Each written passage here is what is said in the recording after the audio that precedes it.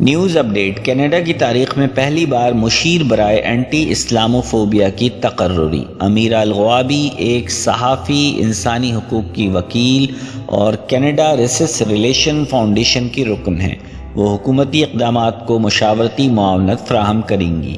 امیر الغوابی نے کہا کہ مسلمانوں کو بعض اوقات ایک خطرہ سمجھا جاتا ہے یا انہیں ایک ایسا مسئلہ سمجھا جاتا ہے جسے حل کرنا ضروری ہے، اور انہیں امید ہے کہ اس اقدام سے عوام کو کینیڈا کی ڈائیورسٹی کو سمجھنے کا نادر موقع ملے گا۔ کینیڈا کے وزیر اعظم جسٹن ٹروڈو نے امیر الغوابی کی تقرری کو اسلاموفوبیا اور اس کی تمام شکلوں میں نفرت کے خلاف جنگ میں ایک اہم قدم قرار دیا ہے۔ امیر الغوابی کینیڈا میں مسلم ڈائیورسٹی اور مسلمانوں کی شناخت کے بارے میں آگاہی کے لیے کام کریں گی اور حکومت کو جامع پالیسیوں، قانون سازی کی تجاویز اور مشورہ فراہم کریں گی تاکہ کینیڈا کی ترقی میں مسلمانوں کے کردار کو اجاگر کیا جا سکے۔ حکومت کینیڈا کے مطابق اسلاموفوبیا پورے ملک میں مسلم کمیونٹیز کے لیے روزمرہ کا تجربہ ہے اور اس سے نمٹنے کے لیے ایکشن کی ضرورت ہے۔ کینیڈا کی حکومت نفرت، نسل پرستی اور امتیازی سلوک کے خلاف لڑنے کے لیے اپنے عزم میں کمیٹڈ ہے، اور تمام کینیڈینز مل کر اپنے لیے ایک بہتر مستقبل کی بنیاد رکھ سکتے ہیں۔ یاد رہے کہ امیر الغوابی کو حکومت کینیڈا کی بھرپور مدد حاصل ہوگی اور گزشتہ سال کے کینیڈین بجٹ میں ان کے دفتر کے لیے $5.6 ملین مختص کیے گئے تھے۔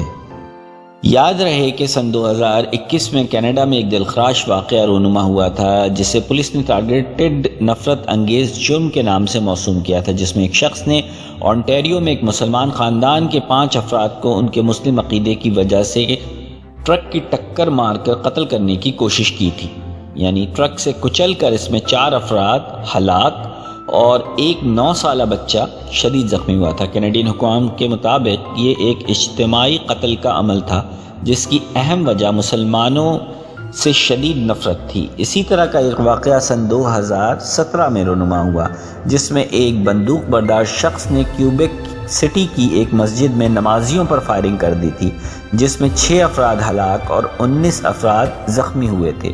National council of Canadian Muslims NCCM کی رپورٹ کے مطابق 2016 سے 2021 کے دوران کافی مسلمان اس نفرت انگیز پرتشدد کارروائیوں کا نشانہ بنے اور اپنی جان سے گئے، جس کا حوالہ کینیڈین سینٹ کے فیکٹ فائنڈنگ مشن میں بھی دیا گیا تھا، جو کہ اسلاموفوبیا پر پچھلے سال منعقد ہوئی تھی۔ مسلمانوں پر حملوں کی وجہ سے کینیڈا کی حکومت نے سن 2021 میں اسلاموفوبیا پر ایک سربراہی اجلاس کی میزبانی کی تھی، جس میں اس نئے عہدے کی تقرری کی سفارش کی گئی تھی، جس کا اعلان کینیڈا میں اب کیا گیا ہے۔ یاد رہے کہ کینیڈا میں تقریباً 1.8 ملین مسلمان مقیم ہیں، جو کہ سن 2021 میں کینیڈا کی کل آبادی کا تقریباً 4.9% یا 4.9% بنتے ہیں۔ NCCM یعنی national council of Canadian Muslims نے اس نئے عہدے کی تشکیل کو اسلامی فوبیا کے خلاف جنگ میں اہم ٹرننگ پوائنٹ قرار دیا ہے۔